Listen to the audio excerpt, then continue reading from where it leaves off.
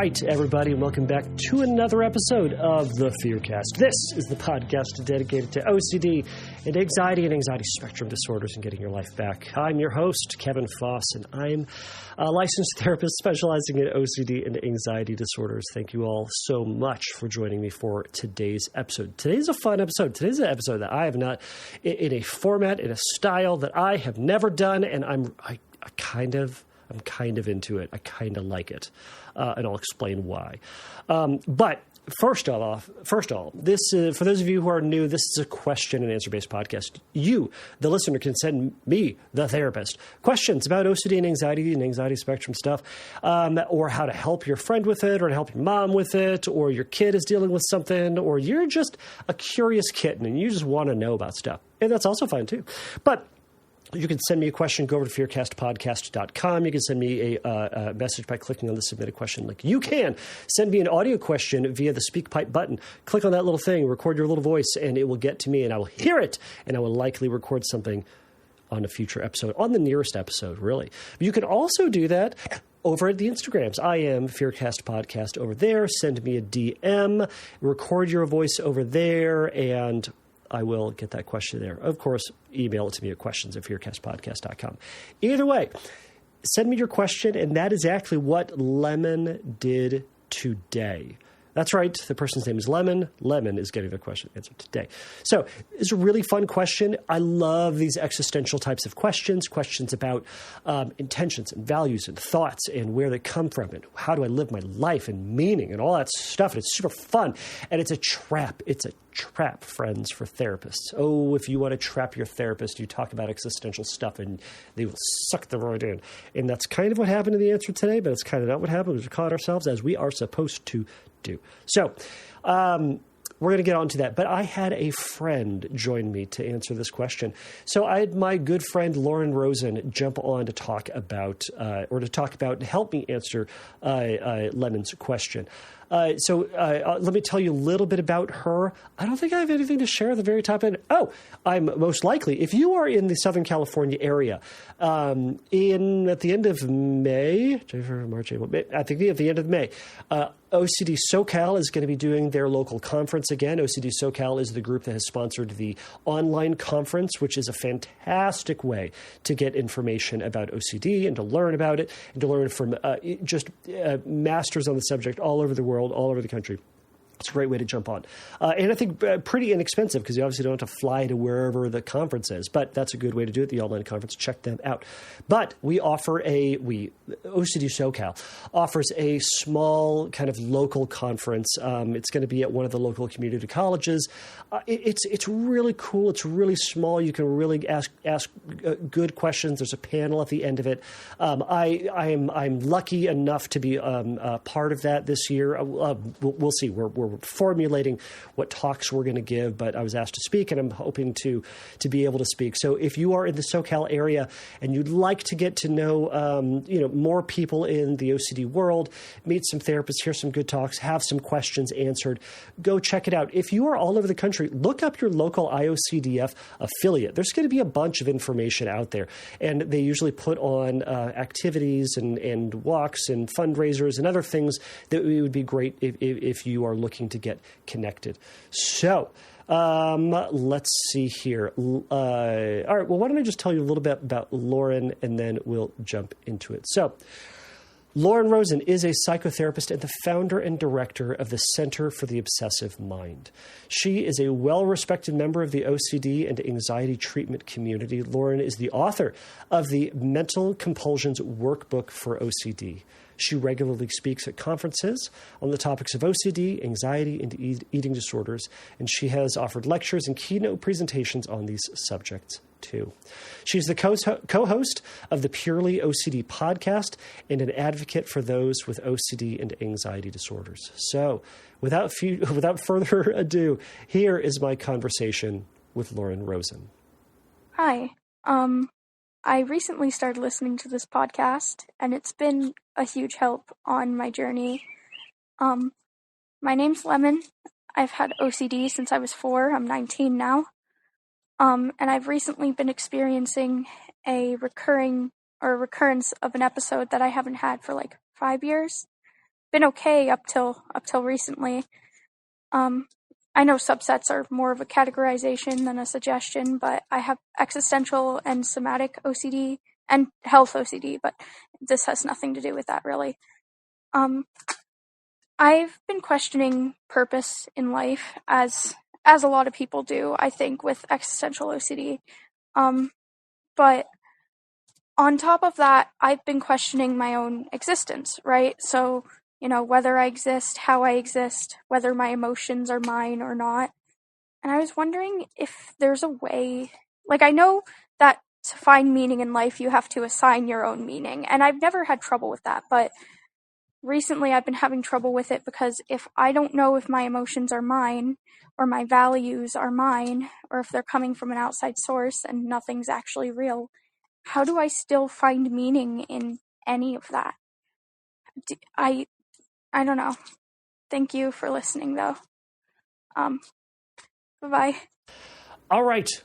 Thank you so much for joining us on this podcast. Lauren Rosen, one of, if not the best Laurens in all of OCD land. Should I narrow it down further? Thank you. That's very kind. I mean, there are a lot of great Laurens in the world, and I think in OCD land too. It narrows it down even more. That's a weird superlative. You're a fantastic therapist. One of I'd say one of my best OCD friends, OCD world lands.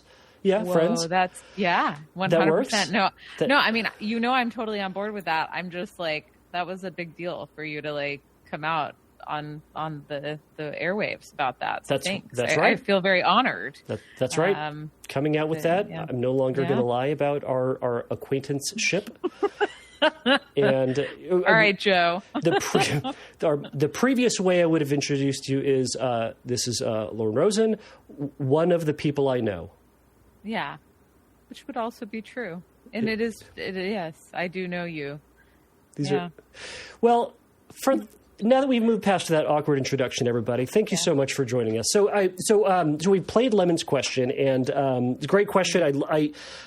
We've certainly heard questions like this, dealt with concerns like this before. So, Lemon, you're certainly not alone in that.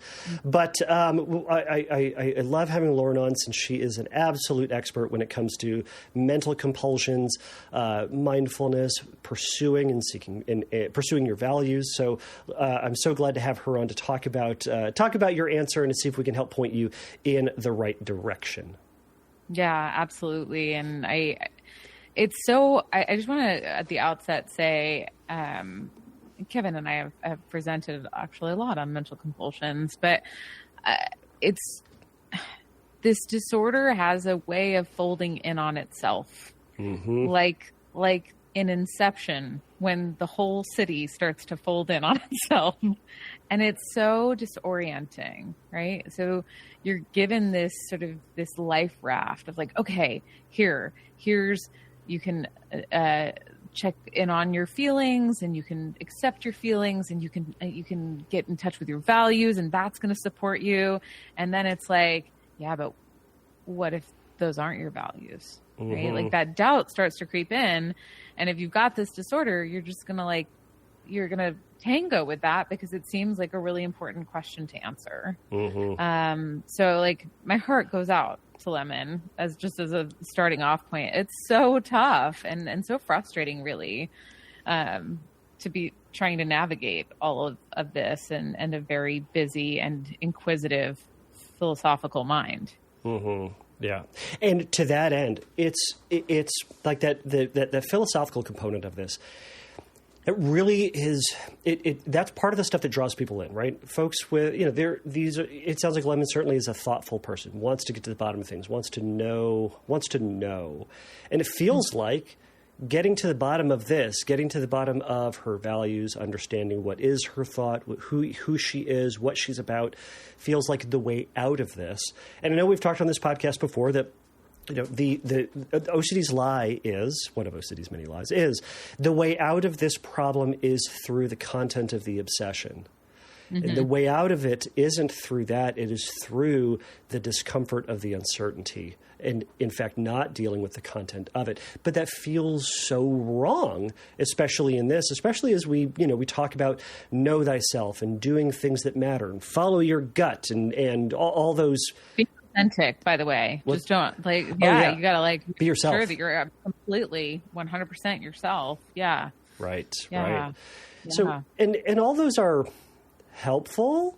They're good things, but OCD turns them into ultimate things. And that's certainly what's happening here. So we wanted to just kind of go through some ideas, Lemon, for you to think about. As I mentioned to everybody, and I'll let Lauren take the lead on this, perhaps, but on just some stuff to think about. But with everything, I hope some of this stuff you're bringing to your therapist, you're talking with him or her about what it is that we're going to share. It doesn't mean that this is the absolute right thing to do, because your therapist may be telling you do X, Y, or Z for very specific reasons that wasn't shared on that call. But I just want to throw that out there. But I've got some initial questions. But Lauren, as you listened to Lemon's question, what are some of the things that jumped out for you that perhaps she can think about or consider as she's moving forward with this? Yeah. So one of I think, especially with the sort of question at the end, right? That was the sort of centerpiece. What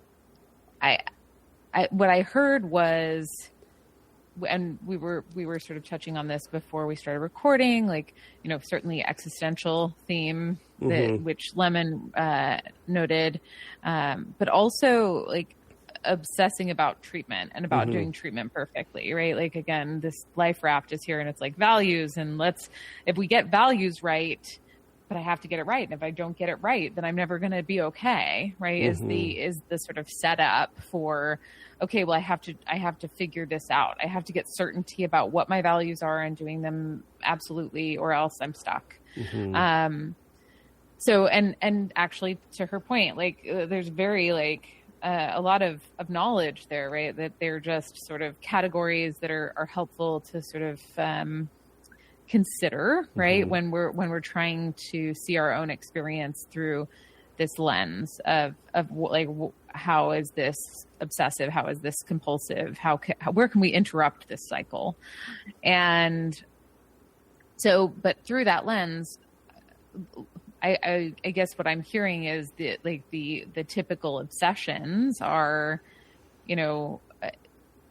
what she was saying, oh, well, what if, these aren't really my values, but the underlying concern, the core fear, if you will sounds like this fear of perpetual suffering. I'm going to miss it. I'm going to miss the thing and somehow be in ongoing pain. It'll be all my fault. There are obviously different iterations of this, but to be aware of that as the thing that keeps driving this process of I have to figure it out.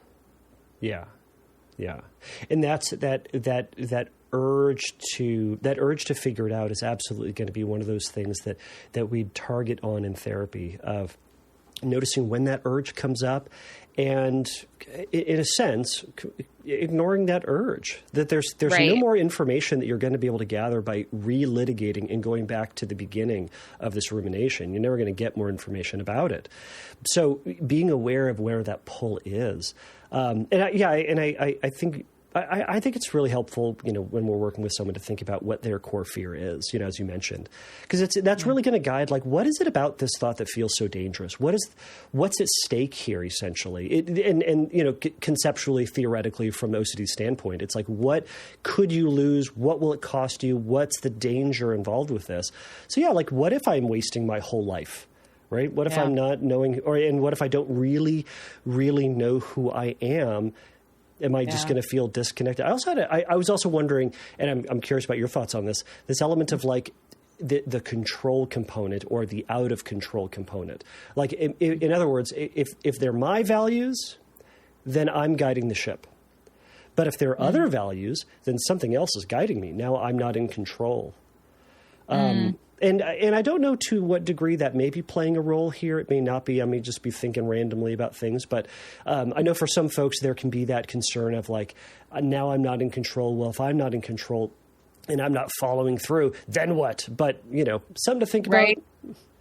Totally. And I wonder there too, like and this is why it is helpful to touch on, because it could be a number of core fears, and you can kind of see there where it's like, I'm going to be bad, right? Like if I'm somehow maybe following somebody else's values that aren't my own, then maybe I'm doing things wrong or badly, or I'm going to mess up, or I'm going to be a bad person, right? You can kind of see where it could incline itself in so many different ways. Yeah, it's so tricky. and that's what makes, OCD interesting and challenging in that sense, is that, if you find, what do they say? If you find, 5 people with contamination obsessions, you've met 5 people with contamination obsessions. Yeah. Or whatever variation of that you'd like. But what matters here is the narrative that's driving you, and you back into that compulsion and that urgency to have to do X, Y, or Z to try to resolve that. So that's where kind of that danger is. Absolutely. And that's how, because ultimately, where this leads with ERP or exposure and response prevention is that we're going to try to elicit those urges to figure it out on purpose so that you can practice doing nothing instead of trying to figure it out. Which of course is really scary sounding and is much more gradual in practice than maybe and bite-sized, manageable. But yeah, like we have to understand what your maybe is. Well, maybe this bad thing will happen. Maybe I'll be bad. Maybe I'll suffer forever. Maybe, so that ultimately we can say, well, maybe, and then say, I'm not figuring that out right now, and move on with our lives. But yeah, I think there are a lot of different core fears that could come up, and a lot of different, within that obsession though, like this fear about like, well, what if my values are not my own? I can definitely see a lot of different potential compulsions coming up, in an attempt to try and like resolve this big question. But actually, I'm going to take us sideways for a second, if that's Let's okay. do it. Because it strikes me, it's really interesting that we talk about the philosophical bent of the question. And I think this is so often true of existential OCD. But this question of philosophizing, there are no answers to philosophical questions, not concrete ones anyway. There's nothing definitive to be held on to.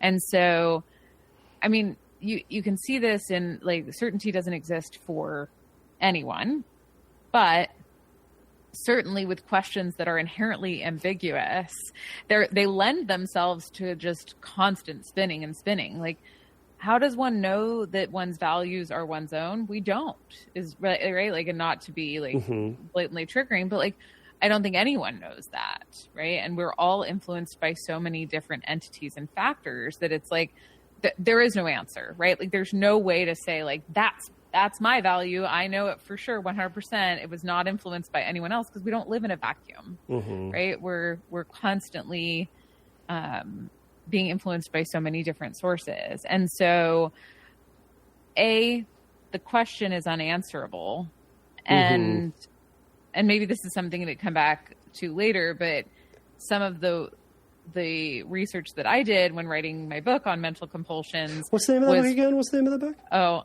the Mental Compulsions Workbook for OCD. Where can you find that book? At all major book retailers, I believe. Interesting. Yeah. And it's a very good book, and I have the best version of it. I have the best version. The one that's, did I write it to Kev? I did end up writing it to your actual name. I forced her, like I confronted her at her own birthday party and made her sign it with a Sharpie. And I asked her to sign it as she would sign a yearbook, like a high school yearbook. So let me go back. For all you younger folks out there, so there are these things called yearbooks. And back in the day before the internet, you used to like have to write down somebody's phone number, and you would do so. And you would say, keep in touch, or KIT, or something nonsense. Yeah. That's what old people did. Ask your grandparents. So anyways, moving on. So getting back into this. So back to the book. Yes. So within it, I was doing some research into rumination-focused CBT, which is Dr. Edward Watkins out of the United Kingdom, and has some great work around it in the context of depression, but talks specifically about rumination as mental behavior and different ways of thinking. And one of so he sort of delineates between abstract and concrete thinking, and highlights where abstract thinking is sort of poised to go on indefinitely, right? So it's like broad, and it's about the past, and it's about the future, and it's about meaning making, right? Like these are these things that are not they're not definitive. And I actually, in my book, call it philosophizing. I'm like, that's the type of thinking is like, it's just like sort of like pontificating, and you can almost imagine, one of the philosophers of old sort of sitting on a street corner talking about these things endlessly, right? Yeah. Maybe they're throwing dice too. I don't know. It's all a mess in there, but there's a difference between that and concrete problem solving, right? Which is, I think, the most helpful form of thinking, ultimately. So if you find yourself in these big questions spinning out endlessly, like really getting clear, there is no answer, is an important piece here, because it leads to, I'm going to like drop out of this mad race to try and figure it out. Can I caveat that? Yeah. There is no permanent answer. There's the answer that you're going to do today. That's such a good point. Or there's no like absolute answer, right? Like that's what I mean by it. It's not like you can come up with an answer. You can but like there's no way to know that it's the quote right answer. Right. Because there isn't a right. Yeah. And I think part of that, and to piggyback off that as well, and then I want to get into talking about, like, just so Lemon can be aware of, like, the kind of what I would say I think is the order of things is reducing compulsions, and then how does she pursue a version of a committed version of values. But I think flipping that is won't be as helpful, because then you're pursuing values but still not having a handle on your compulsions. But kind of that idea of like, all right, as far as like our values go, we're going to change, and we should change. My values as a 20-year-old is not my values as a 40-something-year-old, and good. We should change and grow. Now, there are some things that are consistent, and to your point, what of those are things that are truly from my heart and my spirit and my soul, or whatever, or my mind, or whatever it might be, versus what are the values from my culture around me that were given to me, or from my parents that were given to me, that are not mine but are mine, but have been given to me, and I'm saddled with some of them, and I have chosen some of them. But does it matter where they came from? No, and I think, and that's the side quest that OCD is sending you on, that is simply unanswerable. So it's not to say that it's not fun to think about that, but it's not a requirement for you to think about that. Absolutely. And like just that there's nothing wrong with philosophizing. It's just that if you're trapped philosophizing 24/7, we want you to have the freedom and flexibility to say, I don't want to be in this conversation anymore. Right. So to that end, and I agree. Yeah. Like values change, like the priorities of values change too. Right. Where, adventure might take precedence over stability in certain moments in my life, like fostering connection and consistency at this moment is more important. They're both things that I think are important in different measures, but they are going to take different priorities at different times. So yeah, these are variable things. They're not fixed entities that, and again, just adding to the reasons why it's not reasonable to necessarily try to find the right answer. And I wonder too, as Lemon was talking about it, there's she said that, how do I know my values are my own? It almost implies to me that there's a fear that like she's going to make a mistake. as if that's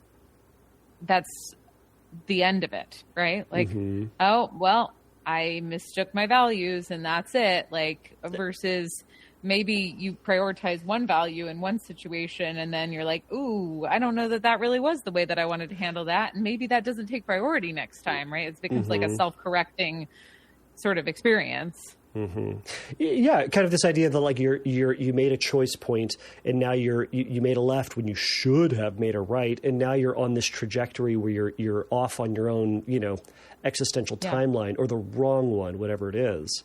And you can only go left forever now. That's it. Obviously. This is where I encourage people to read The Road Less Traveled. Not The Road Less Traveled. What is it? The Road Less Traveled by the Robert Frost poem. Peck. No, not that one. Oh, no. The Robert Frost poem. Much shorter.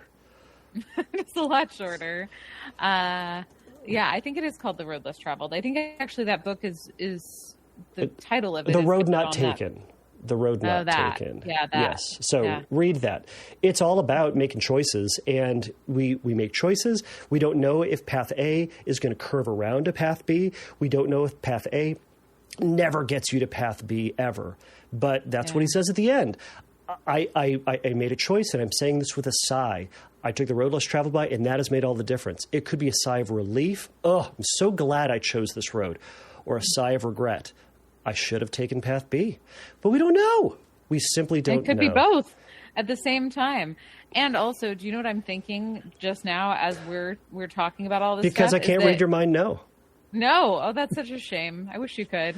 You and me, sister. I was just thinking about how we're responding to this question of philosophizing being the issue by philosophizing. And ultimately, I think it's almost like a bridge. It's a bridge, right? Yes. Like, it's like, okay, like, let's look at all of these thoughts and go like, does it really make sense to keep going in this direction? And no, and it doesn't. Right. Right. And so, and by the way, this is a trap that therapists fall into. Therapists, totally, people. This stuff is interesting because it pertains to all of us. We do this too for our own lives to a certain degree. But here's the thing. So to this end, being aware of what your compulsions are is going to be the first and foremost thing to do. Yes. Yep. We can talk about philosophizing and how important it is to cut down on, or interesting at whatever it is.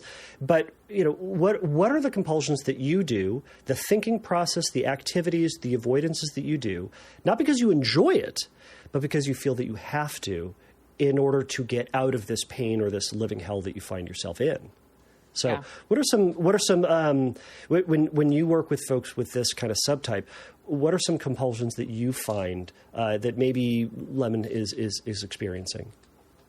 Yeah, one of the most common is emotional checking and just temperature checking. Like, how am I feeling about this? Does it, and it's such a trap, right? But how does it feel authentic or true to me? Do I have any sense that this is inconsistent with my quote true self? Does it feel wrong? And trying to sort of assess the values based on sort of thinking about the values and considering what your emotional experience of them is. Does this feel right? Yes.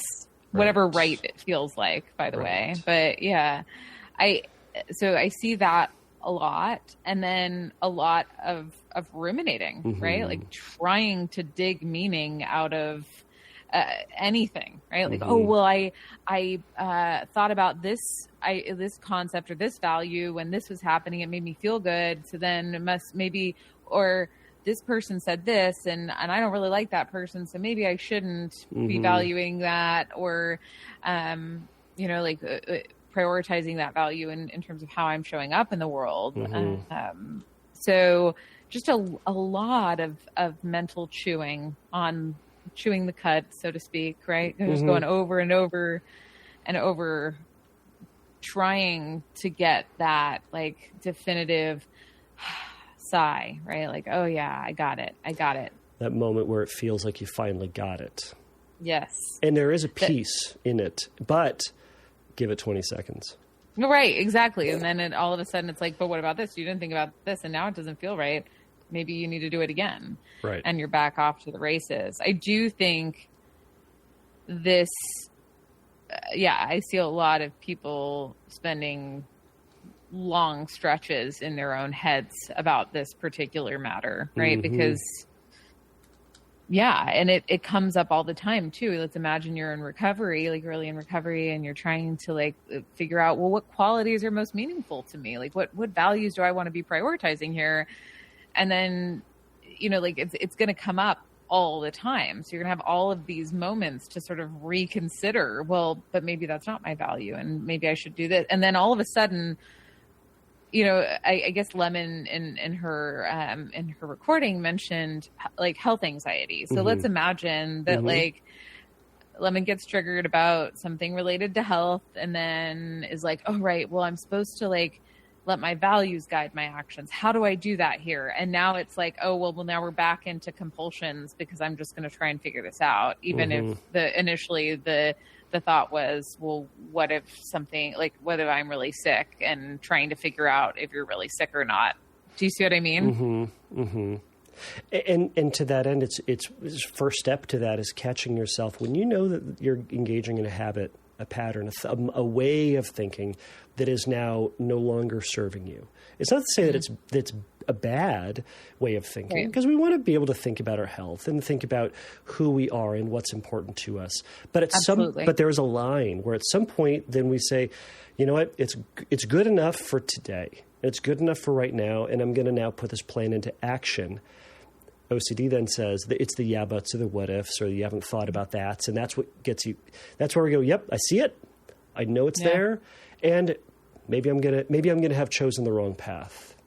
Right. And we'll see. Right. And we just kind of have to make our best guess ultimately, right? That's in the face of lots and lots of doubt. It's like, it seems like my value. I'm gonna go with that. I'll see. Let's see what happens. And that, of course, feels terrifying, and there's all sorts of narrative around, well, that's irresponsible, and but what if it's not? And just that's where it's like, I got to accept these feelings of discomfort and anxiety and all of that. And it's only, this is a broad generalization. I'm probably going to regret saying this, but we'll see. It's like, it's only irresponsible if you're wrong. Like if you took a risk and it worked out, you're a genius. Yeah. Right. But it's like we only know in hindsight. And what we call those is we call those accidents. We call them mistakes if we chose the wrong thing.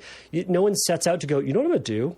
I'm going to pursue the worst values possible that's going to screw up my life as best I possibly can. That seems like a really wise choice of me. Right. We're all out here making choices, and that's part of the flexibility. ACT is really good at helping you to develop this sense of flexibility. So, Lemon, if you haven't looked into that, please look into acceptance and commitment therapy. But it's this idea of saying, you know what, here's the information I have. I'm going to make the best choice that I can today, and I'm going to see where I go. It gets me to the next checkpoint. At that point, we'll see what my situation is, and then I'll make a choice there. But otherwise, we get stuck at that fork in the road and we never move forward. Right. Right. We just stall out thinking and thinking and thinking. But of course, to your point, before we started recording, there are, many other ways beyond thinking that people with, with this particular obsession can get stuck and that can be equally as destructive to one's life. Shall I read some of those ideas off? Oh, sure. Okay. Yeah. So some of the ideas I wrote down were, researching philosophy, to that end, Googling, the new Google, which is ChatGPT.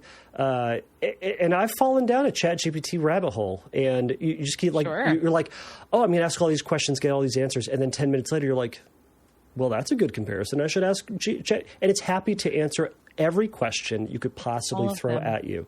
And you can catch it with great confidence, by the way. So much confidence. So much confidence. Kindness. But what's funny is that it will only, in my questions, it's all about music gear. It will only answer questions pertaining to the information that I've already fed it. It's not going to say, you're asking questions about this, you should really be thinking about that thing over there. It only thinks, well, this is the best stuff because you've mentioned it. So it's a liar. But so that, asking other people, we talked about ruminating, checking for a sense of control. I think back to that feeling stuff. So again, all these different ways that it's just going to try to pull you back into the relitigation, back out of life, out of life. The ICBT folks say that that compulsions are a dissociative process. It disconnects you from living life. We're asking you to live life. You're disconnecting so much to try to live life, but you never actually live your life. Yes. Go live it.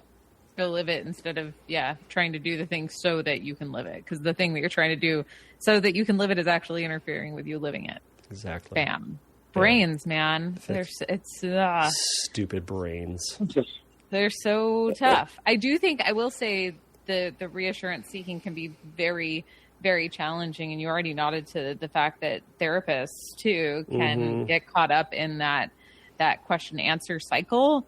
But certainly family members, friends, well-intentioned, who are like, and probably in a really invalidating way that's like, well, why are you still thinking about that? Right. Which is like also not helpful, as opposed to acknowledging like, yeah, of course you want to live a value-driven life. Like you've got all these people telling you that, and to find meaning and to pursue purpose. Like you've got all these people telling you that's going to be helpful. Of course you want to do that. And like, that sounds great.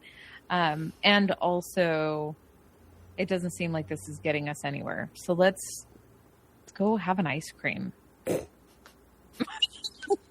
I'm with you on that, man. I'm with you. I mean, I'm with you, man. And taste the ice cream instead of trying to figure out whether or not you took a value-driven action by going and getting the ice cream in the first place. Exactly. I think there's a place for sitting down and thinking about what values you do think are meaningful. And ACT talks a little bit about this. I know we both have sessions at the tippity top of the hour, so we need to bounce out of here relatively soon. Yeah, we do. But this can be a somewhat dangerous game where we're saying like, all right, to the best of my knowledge, to the best of my ability, not rock solid, but what do I think is important to me? And some of the values exercises we've talked about can be like desert island mindset. Like if you were on a desert island, what activities, what character traits would you still find important to you? Would you still be living out? Questions like the obituary question. If you had to write your own obituary, how would you want other people to remember you as? What characteristics do you value in others? If you say, oh my gosh, I don't even know what my values are. I mean, you can say like, well, what are some things that are just important to you? Yeah. Right. If you had values, what do you think they would be? And, there's room for that. But again, it's getting this rough sketch. And then the game is put them into practice. Yeah. So, try something. And try something knowing that you might not have it right. Like go out and give it a go. And maybe make mistakes. Maybe if 10 years from now we go, oh, I was pursuing something that wasn't as helpful. Okay. Yeah. Well, I'm going to make that change here. Slight pivot, and then we move forward as best we can. So I know we have to get out of here. Is there anything that you'd want to give Lemon to think about, either in finding meaning, pursuing meaning, or embracing mistake? My hope is that your best guess is that kindness is a value. You deserve kindness. Mm-hmm. It's a really hard thing to navigate this disorder, and like just acknowledging that like it's hard and that one step at a time. Like, can you maybe be kind to yourself? Like speak kindly toward yourself in this process as one means of maybe practicing a value, but maybe it's not your value because I just offered it up. But still, that's my hope for you, Lemon. Yeah, and I'll add to that. It's we don't hold those values or the urgency as tightly as best you can. Hold whatever choices you made loosely, and be open to seeing where it goes as you move forward. So, all right. I know this has been a quick chat conversation that we just barely were able to squeeze in here, and we're still taking time from ourselves. But thank you so much for joining me for this podcast. It is always a pleasure to have you on. Thank you for having me. I always love joining you. Amazing. All right. You have a wonderful day. Where can people find you? Just more of... Yeah. I have a website, actually. It's called theobsessivemind.com. My practice, the Center for the Obsessive Mind.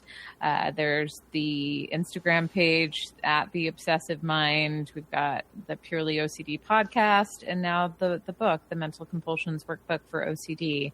You can find me there. Lauren Rosen is amazing. She is everywhere. Oh. She is the person to pay attention to. If you're looking for all of the answers to every question that you've ever wanted, she has it on her webpage. And if you email her, she will answer every email in incredible detail that are the answers to your questions. Is that correct? Maybe. All right. Don't email her. All right. Thank you so much. You have a wonderful day. Thank you.